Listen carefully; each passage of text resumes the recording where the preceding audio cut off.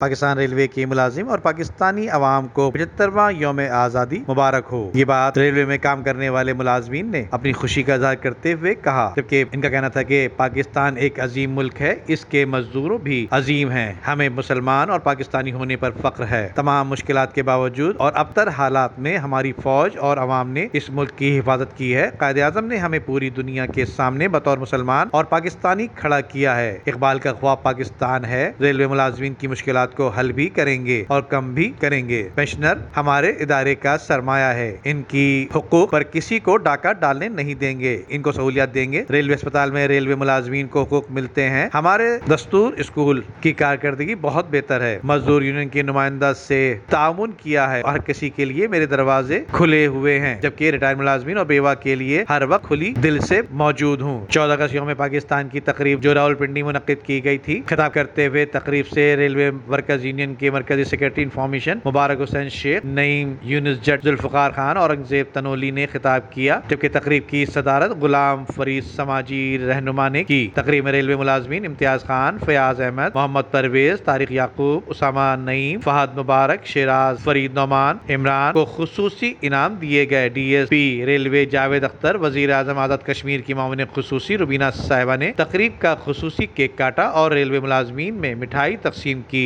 اس موقع پر railway station master اور دیگر مقررین نے بھی خطاب کیا، قومی پرچم لہرایا گیا، ملک کی آزادی کی قیمت پر روشنی بھی ڈالی گئی۔ ندیم صدیقی، میٹرو 7 پاکستان۔ عمدہ میں پکائیں اور جی بھر کے کھائیں۔